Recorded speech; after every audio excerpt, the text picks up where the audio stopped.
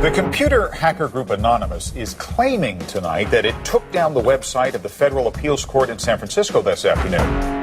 They took down Senate.gov servers. They've taken down HB Gary. Sony's claiming they did $150 million worth of damage. So many confidential files that tonight, because of these hackers, can be in the hands of anyone. Visa, MasterCard, the PayPal situation. The criminals who hacked into Sarah Palin's private email. The Church of Scientology says Anonymous is a cyber terrorist group of religious bigots. Anonymous and this other group called Lulz Sec. They seem to be wanting to prove a point. Anonymous kind of was like the big, strong, buff kid who had low self-esteem. And then all of a sudden punched somebody in the face and was like, holy shit, I'm really strong. And Anonymous calls itself the final boss of the internet. And sometimes it proves to be really fucking true. You are going to violate the freedoms of the internet, you certainly better watch the fuck out. They are kind of the rude boys of activism. There's a real rough edge to them, which I think also is one reason why they garner so much love and hate from people too. They represent a certain sort of chaotic freedom. Individual, young, nameless, faceless folks are having geopolitical impact. I mean, it's both exhilarating to realize that and terrifying to realize that. It kind of depends on how that power is wielded. We are legion. We do not forget. Expect us.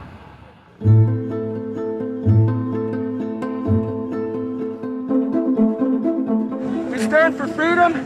We stand for freedom of speech, the power of the people, the ability for them to protest against the government, to right wrongs. No censorship, especially online, but also in real life. We have members throughout society and all stratas of it worldwide. Yet we have no leadership. It's one voice. It's not individual voices. That's why we don't show our faces. That's why we don't give our names. We're speaking as one, and it's a collective. Good timing. I would love to live in a country where the government fears its citizens and not the other way around. But right now, plenty of anonymous actors are in hiding because of fear of reprisals by the government. I've been called many things. There's unpatriotic. That we're just a bunch of children sitting in our parents' basement. I got called a terrorist sympathizer. We've been called kids, we've been called cyberbullies, we've been called hooligans, and sometimes those words aren't entirely unfair, but this is a serious political movement. No one, in the general public really seems to get it. What they don't seem to get is that the ability for Anonymous to be everything and anything is its power. Anonymous is a series of relationships, hundreds and hundreds of people who are very active in it and who have varying skill sets and who have varying issues they want to advance and who are collaborating in different ways each day. They're a little bit like a prism or kaleidoscope. They've got many different facets and many different sides. Of course, when you spend enough time with them, you start to get a sort of feel or texture that's not just random, right? Yet it's very multifaceted, very rich, which does span from the quite lighthearted to the very, very serious.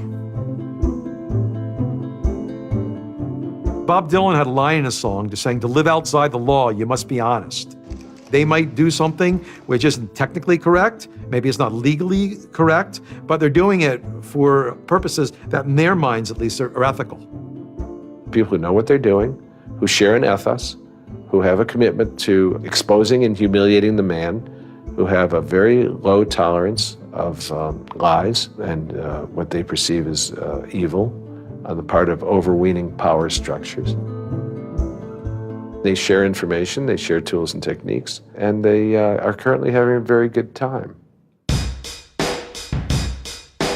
The hacker culture, as we know it, really sprang from one place. It was MIT, and it was specifically the people in the Model Railroad Club, the Tech Model Railroad Club. Hacking originated as humorous pranks. When the guys at MIT put a Volkswagen up on top of the dome of the building, and people woke up and saw the car up there in the morning, or they measured a bridge by the body lengths of somebody. I would say his name was Brian, and discovered the bridge over the Charles River was, 822 Brians. These are funny things. That's where hacking originated, and it migrated into engineering and computer communities. It's witty, it's pranks. I'm Chris Weishopel, former member of the Loft. We don't necessarily say hacking group because it makes it sound like we're hacking, so we used to call it a hackers think tank. Hacktivism was a term coined by a group called Cult of the Dead Cow. The Cult of the Dead Cow was really kind of sort of like a propaganda type of organization. They had a guy who's the minister of propaganda. They're kind of merry pranksters. Like everything they did was completely over the top. One of the guys there coined the term hacktivism because he saw one of the things his group was doing, which he called hacktivism, was writing software that people in other countries could use to communicate securely, even if their government was spying on them. So the principle was really, it was freedom of expression. It was everyone should have access to the internet. Everyone should be able to communicate and get their message out on the internet. Even more important in countries where there was repressive regimes, that if you said something against the regime, they would come and take you away, and you weren't saying it anymore. Just like in traditional activism, it spans the full gamut from sit-ins or pickets to actually spiking trees and pouring sand in the engines of construction vehicles. I mean, there's real sabotage. The same thing does all fall under the hacktivism label. There is a spectrum. There's sometimes a strong anarchist flavor to it as well. It's resistance to authority and those who would impose groupthink and group behavior on people, which was rightly perceived to be a consequence of the digital revolution as it was used by people in power to do hacking on behalf of righteousness and to redress the grievances of the world. Lance lowered Don Quixote on his horse, nag though she was, flying at the windmills of modern life. Anonymous grew out of what's known as 4chan. And essentially, this is just a website where people can upload images and you don't actually give your name. It's just sort of anonymous. When you look at 4chan, you're often surprised because it looks like a site from like 1995 or something. The idea is very simple. You post a comment and you post a picture. And you can post under your name or anonymously. And it's separated into boards about particular topics. So there's a topic on anime, there's a topic on weaponry. There's like a 4chan board for origami, and you just upload interesting pictures of origami. And then there was a group called the B board, which essentially was for like anything goes. The first time anybody goes on B, it's kind of an instant revulsion.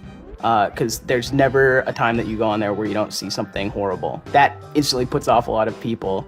The idea is post something that can never be unseen. Half of the posts on B are there specifically to make people not want to come back to B. It's what you get when people are allowed to express themselves with absolutely no restriction whatsoever. It's the kind of sum of human imagination, and people can get together and think together without any limits or parameters. It's the most vile, disgusting, and funny thing on the internet.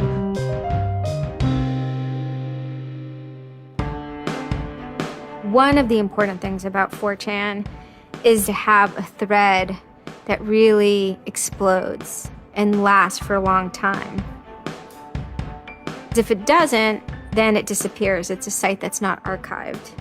So it creates conditions for anything that grabs attention at some level. And so humor and grotesqueness as a result are quite good for that. I'd rather just be referred to as anonymous, I guess, in any interviews, because I have some docs out on me. 4chan's just where I went to. I grew up on it and I lived there. That's just what I did for fun. It takes a thick skin to enjoy it. But, you know, as long as you're not offended, you'll occasionally come into something really cool or really creative on 4chan. I think the most interesting thing about it is how you can watch memes evolve. You'll see something posted one day, and then a week later, it's got 50,000 derivatives of it. A meme is basically just an idea. It's kind of like a gene, but in the realm of the idea. A lot of the great internet memes that we all know and love, you know, lolcats, right? You know, little cats doing funny things, and then they have, you know, Ike and has cheeseburger, right? All that stuff seems to start in this like petri dish that is 4chan B-board.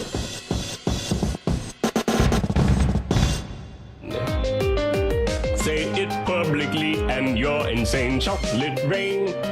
Name any meme from the last about 6 years, and I'll bet you either in its first posting ever was on 4chan, or at least one of its earliest revisions that became what it was on 4chan. I can see the food situation is so we'll be on our way. It's basically the best breeding ground for internet culture, as far as I'm concerned. With your neighborhood insurance rates, chocolate rain. 4chan is also very known for acts of trolling. Trolling is a fucking art. Trolling is getting the person you're talking to get as pissed off as they possibly can, and for no reason except for your own enjoyment. Maybe you're trying to illustrate a point, but it's mostly for your own enjoyment. For them, it's funny that like people think the internet is serious business. And if people think the internet is serious business, it's a troll's job to make their life terrible. The idea of anonymous came initially as a joke. I mean, somebody suggested that what if the whole site, what if 4chan, what if B was just one person? And what if that's just one guy called Anonymous sitting somewhere and you're just reading all these posts by one guy? And it kind of looked like that from the outsider's perspective. I mean, there's no way to tell the difference. It might as well be one guy. Fox News did a very famous segment about it. They call themselves Anonymous. They are hackers on steroids, treating the web like a real-life video game, sacking websites, invading MySpace accounts, disrupting innocent people's lives. And if you fight back, watch out. Destroy, die, attack. Threats from a gang of computer hackers calling themselves Anonymous. I've had 7 different passwords and they've got them all so far. Anonymous hacked his site and plastered it with gay sex pictures. His girlfriend left him. She thought that I was cheating on her with guys. As long as I can think back, Anonymous have done some pretty off-color things in the name of getting cheap laughs, you know. But, I mean, that's part of the culture. They get what they call lulz. Lulz is a corruption of LOL, which stands for laugh out loud. Anonymous gets big lulz from pulling random pranks. For example, messing with online children's games like Habbo Hotel. Habbo Hotel was this online community where you had an avatar and you walked around and talked to other people. It was kind of like an early version of, you know, World of Warcraft or Second Life or any of those virtual worlds. What the people on B did was invade Habbo Hotel, created, you know, thousands of avatars. They all had this one uniform of a black guy with a big afro wearing a black suit. And so there would be thousands of these people, black guys, black suit, you know, huge afro, walking around this world, and they would do things like form a swastika out of themselves. And I think that was a real landmark because it was when they were able to see that, you know, they can use their numbers to do something really interesting and really disruptive. So we blocked the entrance to their pool, and that just pissed them off so fucking much. It was fucking beautiful. That was fucking just wonderful. Wonderful times. Those kids love that pool. They love the shit out of their pool. The goal was actually to offend everyone, simply because the idea that we could offend you by drawing a little shape on the screen was stupid to the people involved in it. They were like, really? You're going to get that mad over us just drawing this on the screen? Wow. Well, you need to refocus a little on life because this should not be upsetting you that much. All these different organizations online, whether it's 4chan or just any website, there's typically a community aspect to it. This is where people have their social relationships. This is where their friends are. This is where they have a creative outlet. And so all those aspects are going into groups like Anonymous, where people feel like they're part of a bigger thing and they're able to express themselves within that group. There were certain words, certain phrases, certain ways people respond to things, certain images that were posted that created a pattern, and that pattern was, I guess, the origin of what is now Anonymous. It's like Freemasons with a sense of humor, in so much as they have this common symbology, and one of their chief joys, which is kind of wrapped up in power and secrecy, was the fact that they could recognize each other by referencing these symbols, referencing these phrases. Over 9,000. It's over 9,000! I lost my iPod. Mudkips, anything involving mudkips. So you have this weird sort of international culture developing with people, across the world, wherever they may be. In late 06 and, into early 07, there's a bit of a sea change where instead of just posting a bunch of content or randomly saying we're going to go over to some website and post a bunch of dirty comments against someone, it becomes a little more organized. Welcome to the Hal Turner Show. They went after a guy named Hal Turner. I am being discriminated against because I'm white. Hal Turner was a neo-Nazi who was, big online and had a podcast. I think that the 14th Amendment was not ratified properly, and I think, therefore, it is still okay to have Negroes as slaves in America. The first time I heard about Hal Turner is he was knocking somebody on 4chan. There's a million neo-Nazis out there. But he started picking on our dude, so we had to go to our dude's fucking defense, and it just so happened that he was a neo-Nazi, so that's a bigger reason that he's a fucking dickface. Who are you? Where are you calling from? Hola, Hal. This is Pedro. Spick, don't call. Diego. He was just a horribly racist radio personality who seemed to handle it well when you called in. Like, he could handle being berated by Anonymous. And that made it very interesting. It made it a bit of a challenge. It wasn't some guy who just either crumbled or stopped answering the phone. It was a guy who would yell back. Hal Turner wasn't the first, actual person that, Anonymous had caused trouble for, but the circumstances ended up being significant. They DDoS'd his website, stuff like that, costing him thousands of dollars, bandwidth fees. Denial of service has been around for a long, long time. The equivalent of if you, for some reason wanted to disrupt a bus service, right? You can hire 1,000 extras to all go and line up at the bus station, right, and get on the bus. And so then anyone who was really trying to get on the bus couldn't do it, right? It's as simple as that. When you stop trying to visit, website goes back up, no permanent damage. We DDoSed him, and then we kind of trolled him in real life. We sent countless pizzas to his house. We signed him up for escorts on Craigslist. We sent a bunch of pallets of industrial materials to his house, which he ultimately had to foot the bill for. And basically, we destroyed his ability to pay for his radio show, and that took him off the internet.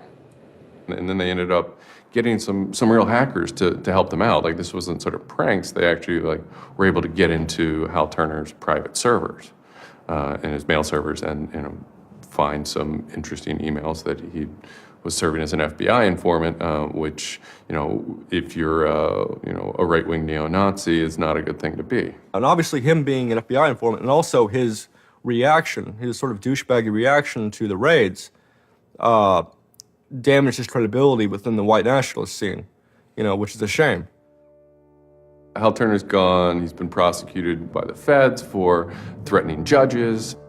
What follows is a period of confusion and anger in which, the original Anonymous people, the sort who want to keep Anonymous as this nihilist little, ridiculous group, are upset that now, that the most terrible thing on the internet is now becoming a force for good all of a sudden. I'm Mike Vitale, and my handle is Seth Dude. Now, this is January 2008. Anonymous is strong now.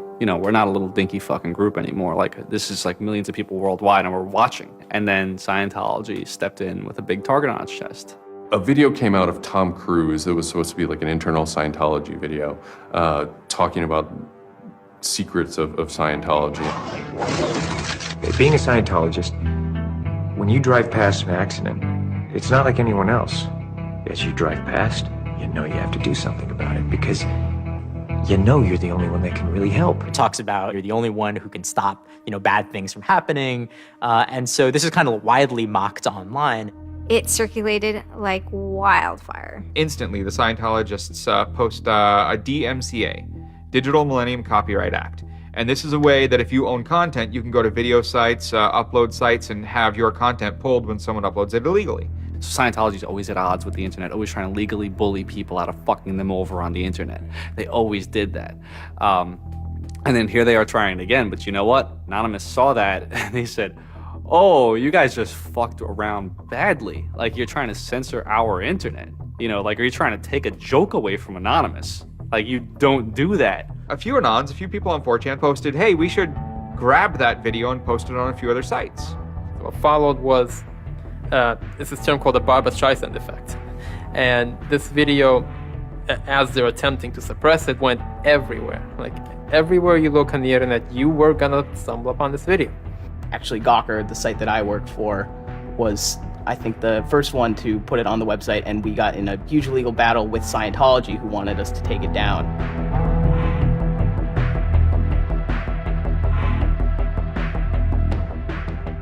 Scientology is an interesting target because in some ways it's the perfect inversion of what geeks and hackers value. At so many different levels: science fiction, intellectual property, discourses of freedom, science and technology. It's very proprietary, it's closed. And so in some ways, if you had something like a cultural inversion machine and you stuck geeks and hackers in there, you'd get something that looks a lot like Scientology.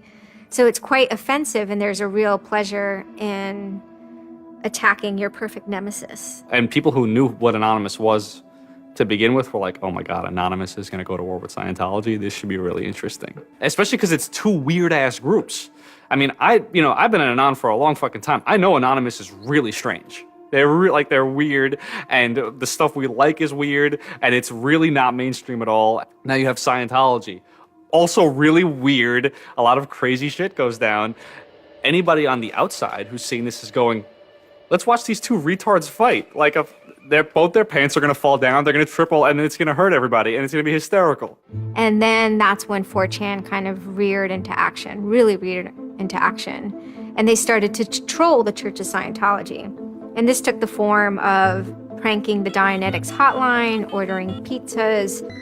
I go to call them on the phone and it's busy. And that's their main fucking Dianetics hotline. Their Dianetics 800 number, you can't get through because Anons have completely fucking clogged it. And just probably saying stupid shit. The whole idea was just you call them just to keep them on the phone. What's an Elron? How do I Dianetics my face? They were not expecting that. And they couldn't handle it. I'm Brian Mettenbrink. I'd just gone to 4chan just on pure happenstance, and I saw a post about the Scientology thing, and I started looking up stuff, and I'm like, oh, this is actually for a decent cause. I think I'll, do this. Anonymous members have developed a distributed denial of service attack tool called Low Orbit Ion Cannon, which is a name taken from a computer game. Low Orbit Ion Cannon is what's called an endgame weapon in Red Alert. All you had to do was literally follow instructions, step by step. What you do is you put in the site, you see that the IP is correct, you make sure that all these settings are good, and you hit the button, and off it goes. And what it does is it tells Scientology.org, in this case, it tells them to send their website to my computer about, I think, it was 800,000 times in a weekend, and I'm pretty sure I probably took it down myself a couple of times. It felt like you were making a difference, just you yourself, and you didn't even have to leave your home, And one of the guys said, we need to make a video. We have to make a video. Hello, leaders of Scientology. We are Anonymous. When the video came out on January 21st, that was one of the first times that Anonymous, as a culture, started referring to itself as Anonymous as a movement. That video probably changed everything. We are Anonymous. We are Legion. We do not forgive. We do not forget. Expect us. It basically looked like if a computer was going to tell you that he was going to beat the shit out of you, this is what it would look like. That one video really galvanized that moment of innovation. That's exactly like with that video, internet activism, as it's known today, was born. And you just see this consensus forming that it's going to happen. So we made the code of conduct. Don't bring weapons. Dress accordingly. Cover your faces, because they will try and find out who you are and screw with your life. Rule number 17. Cover your face. This will prevent your identification from videos taken by hostiles. Scientology has a history of harassing, stalking, and just generally doing horrible things to its critics. So people needed a way to hide their identities. A lot of people had very legitimate fears. They don't want to be followed home. They don't want to be stalked. They don't want to put their families and themselves in danger. Everyone was going, well, we're going to wear a mask. What's the only fucking mask that we all already know or have a joke about? And it's the Guy Fawkes mask. You see the movie V for Vendetta, the ending scene where everyone's wearing the Guy Fawkes mask. That is very reminiscent of what Anonymous thinks Anonymous is.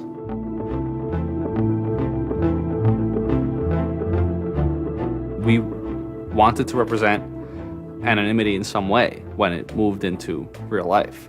I think that the Guy Fawkes mask was one of the most natural things to happen. It is the idea that none of us are as cruel as all of us. You have this massive crowd of people who are anonymous that is going to fight against a bigger thing and win. Even after watching the video, it's like, yeah, this is great, but who's actually gonna do it? Who's gonna step up? Are people actually gonna get out of their house? And I guess we were really affected by the stereotype of that whole community, they're being internet nerds, that too afraid to leave their mom's basements. No one thought that they were gonna come out. This is me on the way there. I haven't slept. I'm very fucking tired. And I remember going to the park that day, and it's really fucking early in the morning, which I thought was a bad idea.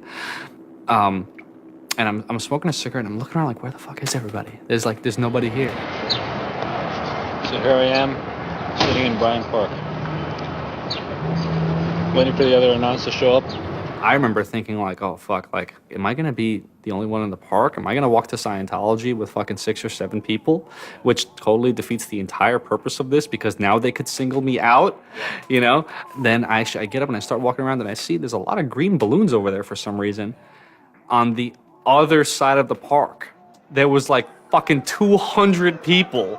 There was Guy Fawkes masks everywhere. And I'm like, holy shit, this is huge. There's a fucking lot of us. That's pretty good. I had no idea how many Anons there were until we started moving. And it just fucking got bigger. I remember walking through Times Square, and everybody in Times Square was in a knot. Like, and you know, this is like a fucking 1,000-person per like fucking minute foot traffic area. And everywhere I'm looking, I'm seeing fucking Anon symbols. It was fucking wild. It was really wild.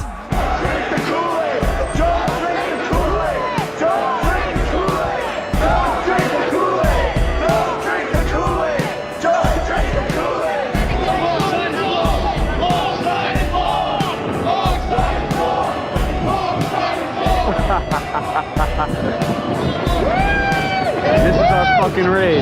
Hell yeah! So we start getting numbers in. And Sydney, we're thinking that it's going to be 50 people. And before 10 a.m., before even time, there's already 50 people there. And there's still streams of people walking down the streets. A couple hours into it, you know, because I didn't go to bed until 1 in the morning, you know, you're looking at Sydney as, wow, there's 250 people in Sydney. The cops are estimating higher than that for their reports. What just happened? Adelaide, Perth, and Melbourne happened. And, you know, over 200 at each of them. We nearly broke 1,000 leaving Australia. Now, the next protest was Tel Aviv, which had actually gotten its first Scientology building right before this. There were Palestinians and Israelis at this protest, both holding their flags. And at one point, they actually switched flags and held up each other's flags and whatnot. It was awesome to see. I call our guy in London, Britanon, and I say, hey, what's going on there? And he's like, did you just get out of bed? I said, yeah, I haven't even turned on the computer. I just figured I'd call you. And he said, we've got 600 people and the cops are really, really mad at me. All the major cities were having hundreds of people come out. It's massive. Clearwater had like 300 people. I don't think anyone beat out LA. I think LA had over 1,000 people. We are Legion! We are Legion! The thing that happened was something completely different, and hundreds of people from every city just swarmed the streets. It was kind of overwhelming, a little even scary, but scary in a good way. Soon, we're at around the 10,000 mark, and we were joking the whole time, over 9,000, one of those memes. It was too surreal. It was not believable. You go by what name? We are Anonymous. It was very empowering, especially after people saw the thousands of people showing up. This was it. We owned the world at that point. We all met each other. The idea of an Anon is you're fucking alone until you get to 4chan, and then these people all think like you, And all of a sudden, you're not alone. You are with fucking 500 others, They all know the same jokes as you. They all clearly have similar interests as you. Here's your culture. You meet your own people finally. It's perhaps a little surprising. It's not just preteens or teenagers. There's a far more even mix of males and females than you would imagine otherwise. And there were a lot of these so-called guys who weren't socially good. They were very awkward. They still lived at home at 23, half of them virgins. And I'll tell you, the amount of those people who got laid from these protests happening is in the thousands that would not have for years probably. That's why those protests were so important. It was a chance to finally meet other people that were previously anonymous and unknown, and hence it was the moment of the end of their anonymity. Scientology, they kind of fought back, so to speak. They posted stuff online. While claiming they are peaceful, in less than 3 weeks, anonymous members made or encouraged 8,139 harassing or threatening phone calls, 3.6 million malicious emails, 141 million hits against church websites, 10 acts of vandalism, 22 bomb threats, and 8 death threats against members and officials of the Church of Scientology. They wanted to find me. They did. They hired PIs. They started taking pictures of us, threatening to sue us. I did the whole low orbit ion cannon stuff, and then I pretty much just went about my life after that for, I think it's 6 months, and then the FBI showed up here at my parents' house. 2 men got out of the car and took Flashed their guns. took their jackets off and laid their guns on the front seat and came up to ask us if Brian was home and explained that they were the FBI and they were looking for Brian, and I've never been so scared. I did the second most damage is what Scientology said. I sent the second most out of everybody. So I got the maximum for my category, which was 1 year in prison and 1 year supervised release. I think, the way I feel is for what I did was one of the most lopsided punishments I've ever read about or heard of. Yeah, I think it's ridiculous, especially the year supervised release where I can't touch a computer for a year. I'm not sure what that's supposed to solve except make my life difficult. So that computer behind me back there, I could go back to prison if I went over and touched it. I'm very proud of what he did. He stood up for what he believed in. I never would even dream of hurting anybody. It's just not me.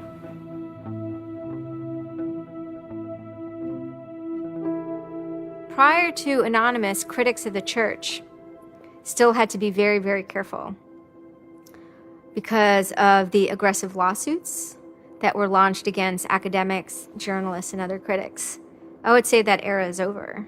And Anonymous, more than any other sort of intervention, is probably responsible for that change. This actually caused a decent rift in Anonymous. There was one big group, significant group of people who would say, this Chanology stuff, it's cancer, it's awful, it's bad, it's just bringing attention to us that we don't want. One Anon said it well once. There is no leader. Their ops have momentary leaders, de facto leaders. Almost through meritocracy, there's more respected or more persistent participants. Some people participate in a single operation and are never heard from again. It might even be a housewife who just, agrees with that political statement or that protest. I like to describe this with the picture of a bird swarm. Everybody's flying very, very quiet. Suddenly, one bird flies into the other direction and the mass fly into the same direction, following that person. It's totally okay to say, I'm sorry, I don't take part. When Chronology was running full force, it was like a kid stretching for the first time and actually seeing the real power. If you had asked me all throughout 2008 and most of 2009, is the politics of Anonymous always going to be sutured and hinged to the Church of Scientology? I would have said yes. And it became unsutured, unhinged, when a different political wing was born in 2010.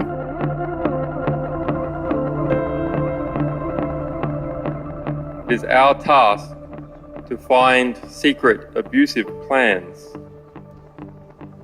and expose them where they can be opposed before they're implemented. The interesting thing about someone like Assange is that he actually also sprang from a hacker culture. It's a mentality of spreading information. Julian was Mendax. He was the greatest hacker that ever walked the face of the earth when I was a kid. I mean, they rumored he could move satellites around in space by hacking into NASA. Maybe it never happened, but it was a myth that kept young kids like me wanting to plug a computer into a modem and see if I can move some satellites around. WikiLeaks is an instantiation of the hacker ethos. Truth wants to be free, and we want to liberate it. WikiLeaks released a huge trove of diplomatic cables. There was a lot of controversy from every quarter of society. The WikiLeaks website released nearly 400,000 secret U.S. files on the Iraq War late today. It was the largest leak of classified U.S. files in history. There was one particular moment that really sparked the fire, and this was when PayPal, MasterCard, and Amazon pulled services for WikiLeaks. So all of a sudden, there's no way to actually process donations to WikiLeaks. And then people went and found neo-Nazi groups. Visa and MasterCard were perfectly fine with you being able to PayPal, being able to make donations to them. But WikiLeaks, no. I think WikiLeaks is doing a good thing. It's just a total hypocrisy. They got their little fucking banking mafia to fuck, WikiLeaks over. People were incredibly angry. There was a real sense of rage. Anonymous DOSed PayPal. They were pissed. The numbers of participants were massive. And they managed over the course of a couple of days to disable the websites of MasterCard and PayPal. It was beautiful. Because what you had is people finally stood up for something.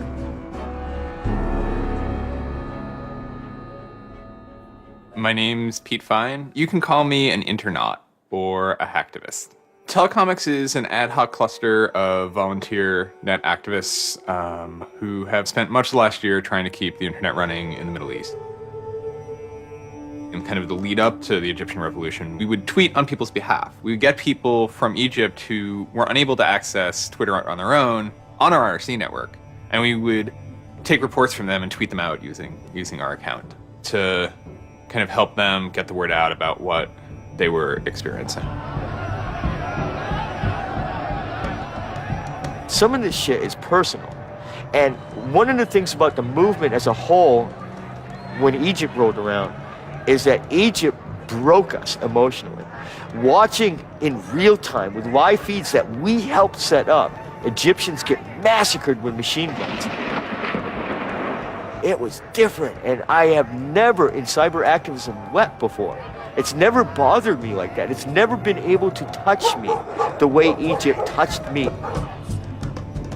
And then January 27th, January 28th rolls around, and the Egyptian government starts shutting down the internet. I mean, just for the whole country. The whole country. There's this fantastic traffic graph that you can see the traffic coming out of Egypt, and it looks like, like this, and it goes like that.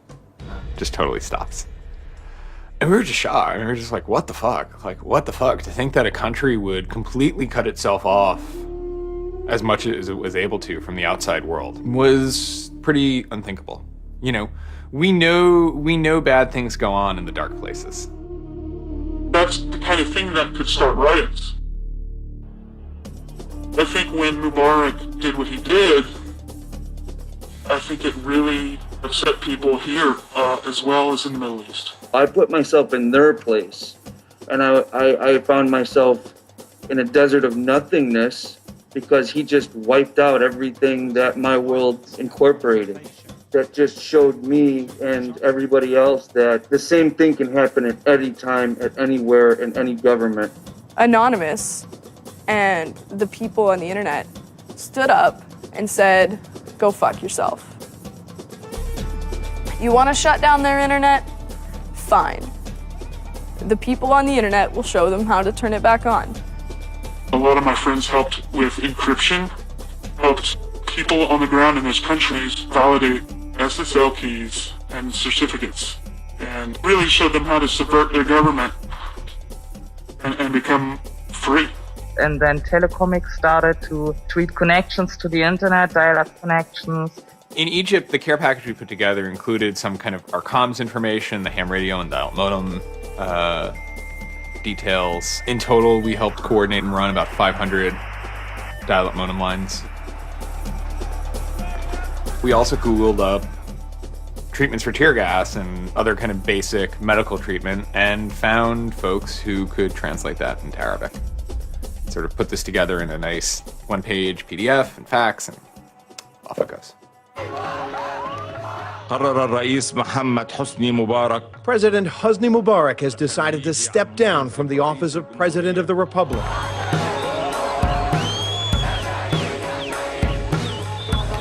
When Mubarak left, it was a hell yeah moment. People can rise up. People can make a change. And I think for a lot of people in America, it was the first time they had seen people rise up and take down their government and say, we're sick of this shit. We're sick of the oppression. We're sick of living as slaves to your power. We had Egyptians come thank us as we're doing this stuff, and I said to them, like, look, you guys just get our back if stuff goes down here. It's a revolution that was facilitated by the internet, by Facebook, and by Twitter. Not caused by it. I mean, 50 years of dictatorship has caused the Arab Spring. But the internet has certainly been helping. Although it was awesome and it was one part we were fighting for me it was quite clear that it's not the end of the story. That it's not suddenly changing into rainbows and 9 cats or whatever, but that we now have to watch even more. Suddenly on February 5th, Financial Times article comes out that we all see. It's quoting this guy named Aaron Barr, who's the CEO of HP Gary Federal, which is an intelligence contractor.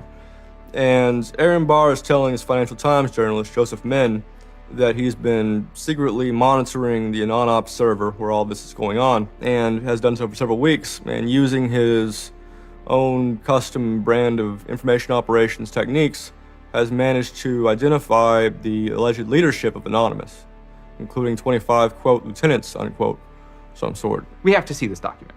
Everyone wants to know. We don't need to destroy him. We don't need to destroy his company. So they get it. It was unbelievably easy to get into that network. Now, to put that in hacker terms, Anonymous is a hornet's nest.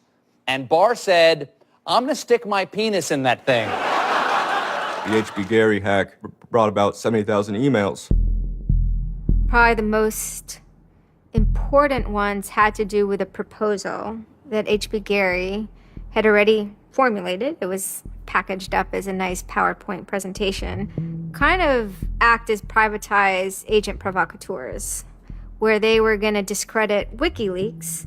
HB Gary was proposing submitting fake documents to WikiLeaks, and then when discovered as fake, the error could be called out and it would discredit WikiLeaks. Right. So there's a lot of like specifics that I can't talk about. So let me try to answer that though in a general sense. Well, first of all, it's probably no surprise to anybody. I'm not a big fan of WikiLeaks. I think that the broad purpose of trying to get as much information, proprietary or classified information for the government, expose that, is an extremely destructive and dangerous purpose. The proposals involve conducting information war on WikiLeaks and its supporters, creating dissension within WikiLeaks, DDoS attacks. You also wanted to launch cyber attacks on WikiLeaks infrastructure to get information on document submitters. Well, one thing I guess I want to make sure is clear is, you know, none of those activities had actually occurred. You know, in business, there's, you know, when you start proposing or thinking about an idea, there's a brainstorming phase. And somebody says, well, what if, you know, what could we do? What's theoretically possible? Well, still, this was an idea. This was proposed. This was something that you thought about. Right. They also wanted to go on a campaign kind of targeting Glenn Greenwald, who's a reporter for Salon, who's an outspoken kind of critic of the government and supporter of WikiLeaks. It seems like you're trying to attack a journalist here. Yeah, and I don't want to talk too much more about Glenn Greenwald, but other than, you know, what I previously said is, there was never an intent to attack journalists, not on my part. Nor I guess I should say I should generalize that and to say that, you know, I would never just outwardly attack a journalist, other than if I felt that there was a journalist in my mind that was acting unethically. That, you know, that's a fair game for having a public discussion about. They were walking a very fine ethical line at points, and in many cases, the mass opinion is, no, they stepped well past it. I will not support broad theft of information released to the public, because that's nothing but destructive. If somebody has information that's been stolen from them, and whether or not WikiLeaks encouraged the theft of that, or whether or not it was just put in their lap, still they're threatening to release the information that is the private property of another organization. So your choices are to just allow that to happen, or to try to stop it. How offensive is too offensive? You know, we've certainly seen a lot of strategy coming out of governments across the world now saying, you know, publicly admitting that they need to develop better offensive strategies in cybersecurity, because defense as a whole, it isn't enough. It never is enough. In the court of public opinion, that took H.B. Gary quickly from being a perceived victim to being a perceived villain themselves. It was becoming harder and harder to distinguish the good guys from the bad guys. And then, kind of seemingly out of the blue, there was something by the name Lulzsec that sailed into the seas. Lulzsec, it's sort of a group, mostly from Anonymous, who, large part of the same people who hacked H.B. Gary. And they decided to form this little group and just carry on operations sort of outside the purview of Anonymous for a while. They hacked whatever they wanted, they released whatever they wanted. It's almost like they had no rules. They just said, this is what we're going to do. We're going to stir up the cart. We're going to make some trouble. We're going to make some waves. And they did. The majority of time, the majority of Anons are not doing anything particularly illegal. When they are, a huge number of them try to do that in a very specific political context. For those people, what Lulzsec was doing, they were funny, but they were attacking random targets. They were breaking the quasi-rules by attacking media. PBS's Frontline runs a documentary mainly focused on Bradley Manning, the alleged leaker to WikiLeaks. And a lot of Bradley Manning supporters didn't like it. They hacked a website putting a story that Tupac and Biggie had kind of escaped the world of celebrity fame and attention and retired quietly and discreetly in New Zealand. Lulzsec, when they attacked PBS, that gave me the creeps, you know. As a journalist, I'm not too thrilled with the idea of someone judging that we don't like you to write that. We don't like your reporting, so we're going to shut down your website. I'm uncomfortable with that. It could be me, and I could be writing something about a group that they didn't like, And I'm happy to sit and talk with them about it, but don't shut my website down. This is obviously about freedom of speech, so attacking the press would be would sort of be a bit of a contradiction. So people obviously said, well, we shouldn't do that. And obviously LulzSec had a completely different agenda, so they had no problem doing it. Hacktivism started to become sort of, I would say, almost more nasty, using, sort of more no-holds-barred kind of attacks, sort of more vicious attacks.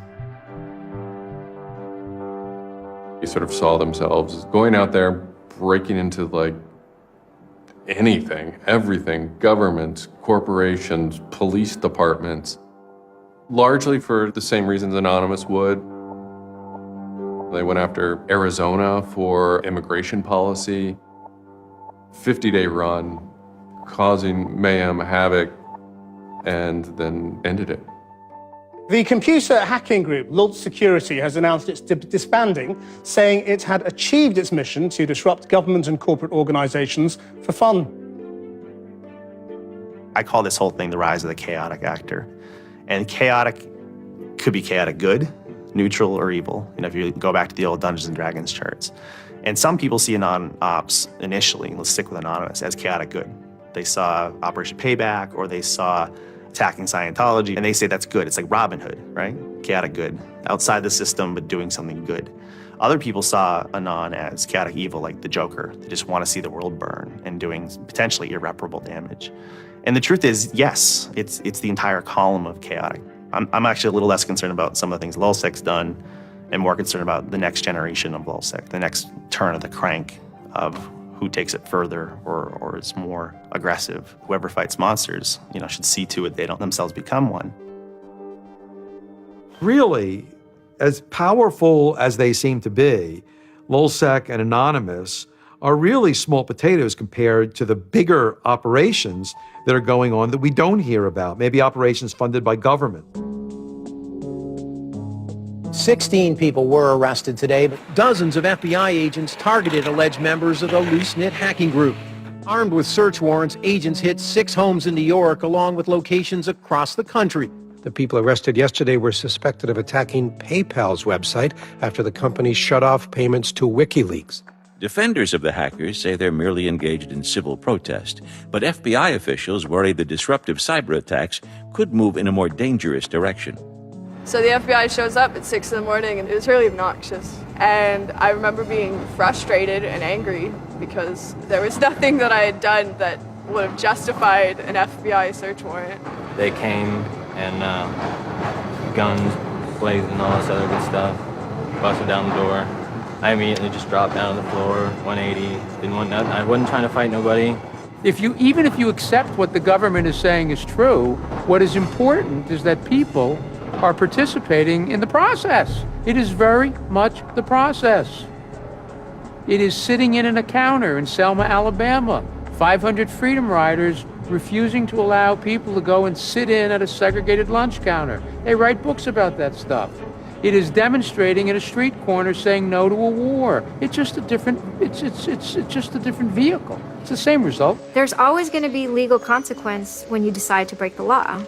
That comes with the territory. And it would be naive not to expect that. The question is whether the punishment will be proportional to the crime. And I suspect it might not be. People will be watching very closely to see how these cases proceed, on what grounds, and whether there's any room during the trials to think, especially of the denial of service attacks, as a legitimate form of protest. So much of our lives are now configured, at least in part, on the internet. So we better start thinking about how we claim parts of the internet as spaces that we can also protest in. There is a certain online culture that believes in certain values, like freedom of expression. They're against corruption. They're against governments controlling their citizens. And when they see those values harmed in some way by some organization, the hacktivists strike back. I don't think this whole issue is a technical hacking thing. This is more about human philosophy and psychology. What's motivating us? Why is there so much unrest or disenfranchisement or anger that would lead people to want to take matters in their own hands and join these? Whether you think it's bad or not is irrelevant. It's not going away. The part of me that likes the ability to have rapid destabilization and change loves this. The part that knows how powerful it is means it's a force multiplier for good or for evil. And how that power is wielded and how we want to self-regulate is going to be the most deciding factor in if this is a menace or a benefit. I certainly don't think most of the conversations in law enforcement or the government are informed enough to know how to deal with this. I suppose the question you really want to ask is, would I do it again? And honestly, after thinking about it, I felt that I did what was right. I had a belief, I still do, that what I did was the right thing, and hopefully someone got some good out of it. You know, I'd love to think that maybe I stopped someone from joining a cult, you know. Probably wouldn't tell on myself next time, but, you know, I don't think I would have changed a single thing other than the whole talking to the FBI thing. Just that little Yeah, just the little detail that kind of changed everything, yeah. I'm angry. Occasionally I have small breakdown moments of terror, but I haven't stopped believing what I believed. I haven't stopped wanting to fight. I haven't stopped caring. Show me what democracy looks like! Show me what democracy looks like! There's a lot of people in Anonymous who feel very deeply and very sincerely about their contribution towards democracy around the world. And I think that's one of the main things that I'm most proud of about Anonymous. There are things that I'm not proud of about Anonymous, but we stand against censorship and we stand against oppressive governments, even our own. It's a very noble thing. And history teaches us that change simply doesn't come with flowers. It doesn't work. No? If they say I'm a criminal, damn, well, then I will be one. I don't care if you're a Democrat or a Republican or an independent or if you like Ron Paul or if you worship pigeons or Scientology or if you're Catholic or atheist or Methodist. I don't care about that. Your opinion matters. I don't care if I disagree with it. I don't care if I hate your guts. Your opinion matters.